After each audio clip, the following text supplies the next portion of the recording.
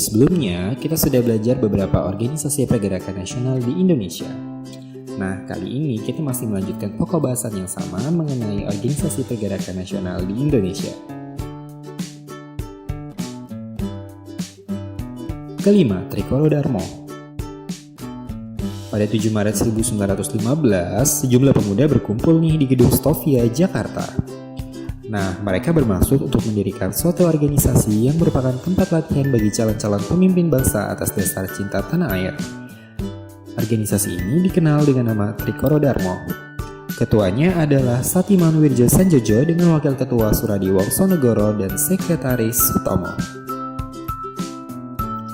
Nah, meskipun dalam asasnya Trikoro Darmo ini katanya sifatnya nasional, tapi keanggotaannya hanya terbatas untuk pemuda Jawa Tengah dan Jawa Timur.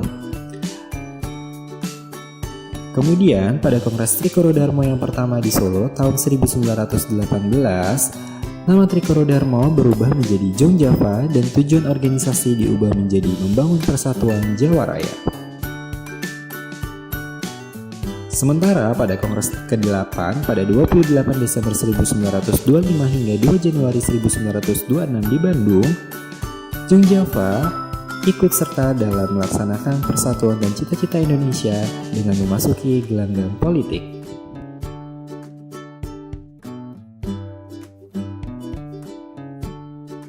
Keenam, Taman Siswa. Nah, perguruan ini berdiri pada 3 Juli 1922 oleh Suwardi Suryaningrat yang dikenal dengan nama Ki Hajar Dewantara. Nah, asas taman siswa ada 3. Yang pertama, Tuturi Handayani, yang berarti guru berada di belakang untuk memberi kesempatan kepada anak didik untuk berjalan. Kemudian, Ing Madyo Mangunkarso, yang berarti guru berada di tengah-tengah untuk membangkitkan pikiran murid. Kemudian, Ing Ngarso Sung Tulodo, yang berarti guru berada di depan untuk memberikan contoh kepada murid. Perjuangan taman siswa mengalami hambatan setelah pemerintah Belanda mengeluarkan Undang-Undang Sekolah Liar. Nah, bagi taman siswa, Undang-Undang Sekolah Liar ini mengekang usaha pendidikan yang dilakukan oleh swasta.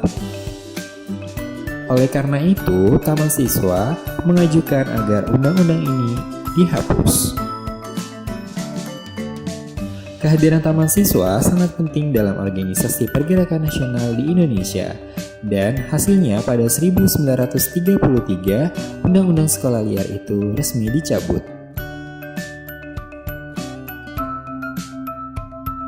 Ketujuh, Partai Komunis Indonesia.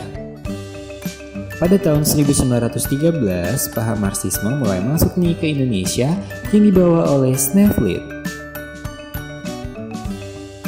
Kemudian, pada tahun 1914, Sneflit mendirikan organisasi Indi Social Democratic Vereniging atau ISDV. Dengan menggunakan taktik infiltrasi, ISDV berhasil menyusup ke dalam tubuh Sarekat Islam.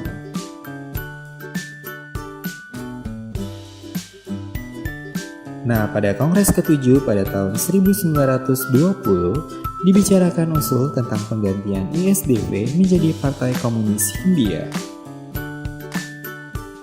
Kemudian, pada Desember 1920, Partai Komunis Hindia berubah menjadi Partai Komunis Indonesia atau yang dikenal dengan nama PKI.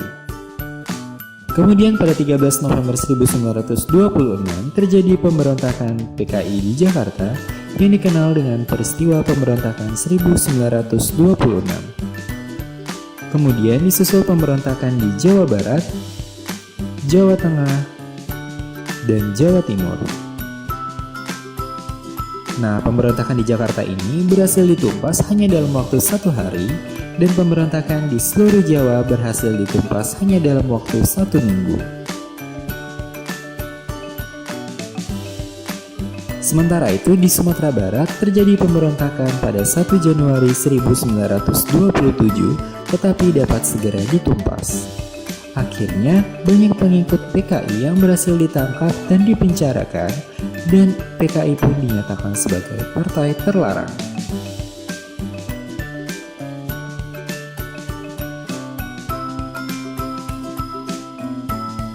Kedelapan, Perhimpunan Indonesia. Pada awal abad ke-20, banyak putra Indonesia terutama yang berasal dari kalangan bangsawan mendapat kesempatan melanjutkan pendidikan ke Belanda. Pada tahun 1908, para mahasiswa di Belanda ini membentuk suatu perkumpulan yang diberi nama Perhimpunan Hindia.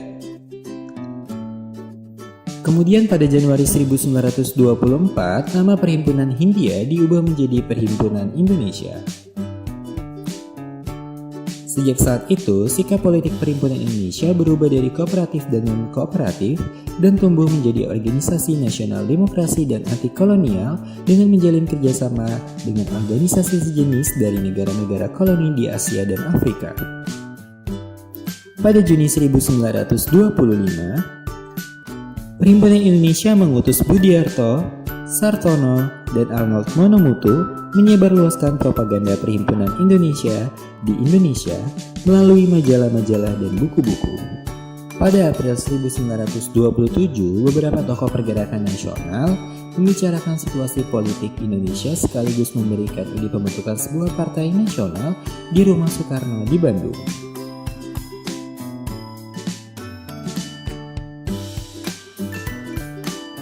Sembilan, Partai Nasional Indonesia atau PNI.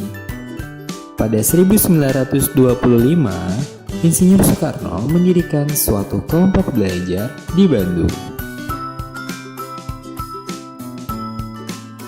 Selanjutnya, pada 4 Juli 1927, diadakan rapat pendirian Perserikatan Nasional Indonesia dengan sasaran pokok organisasi ini adalah tercapainya Indonesia yang merdeka. Pada Kongres pertama di Surabaya pada 27–30 Mei 1928 dibicarakan masalah rencana kerja dan anggaran dasar PNI. Nama PNI diganti dari Perserikatan Nasional Indonesia menjadi Partai Nasional Indonesia. Pada Kongres Pemuda Indonesia kedua pada 28 Oktober 1928, para pemuda mencetuskan Sumpah Pemuda yang isinya menunjukkan sikap nasionalisme. Ada dua macam cara yang dilakukan PNI untuk memperkuat diri dan memperbesar pengaruhnya dalam masyarakat. Pertama, ke dalam dengan mengadakan kursus, mendirikan sekolah dan bank. Kedua, keluar, yakni dengan mengadakan rapat-rapat umum dan menerbitkan surat kabar. Pada bulan April 1931, para pemimpin PNI ditangkap dan akhirnya anggotanya memutuskan untuk membubarkan PNI dengan pertimbangan keselamatan para anggota. Kemudian pada 1 Mei 1931, anggota-anggota PNI mendirikan Partai Indonesia atau Partindo dengan Ketua Sartono. Ke-10, Partai Indonesia Raya atau Parindra. Pada tahun 1930, kelompok studi di Surabaya mendirikan Persatuan Bangsa Indonesia atau PBI yang memilih arah geraknya pada bidang politik dengan sasaran utama pada masyarakat pedesaan. Dalam perkembangannya, pada tahun 1932, Persatuan Bangsa Indonesia bekerja sama dengan Budi Utomo, Serikat Celebes, Serikat Sumatera, Ambon, dan Perkumpulan Kaum Betawi membentuk Partai Indonesia Raya atau Parindra dengan Ketua Sutomo. Parindra bertujuan membentuk Indonesia yang mulia dan sempurna dan mengambil jalan kooperatif dengan pemerintah Belanda.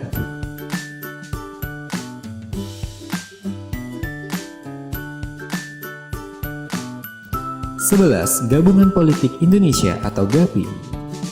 Pada 21 Mei 1939 di Jakarta, GAPI berhasil didirikan oleh Muhammad Husni Tamrin. Dalam kongres pertama GAPI pada 4 Juli 1939, telah dibicarakan aksi GAPI dengan semboyan Indonesia berparlemen. Kemudian pada 25 Desember 1939, GAPI membentuk Kongres Rakyat Indonesia atau KRI dengan tujuan Indonesia Raya dan sasaran utama yang hendak dicapai adalah Indonesia berparlemen penuh.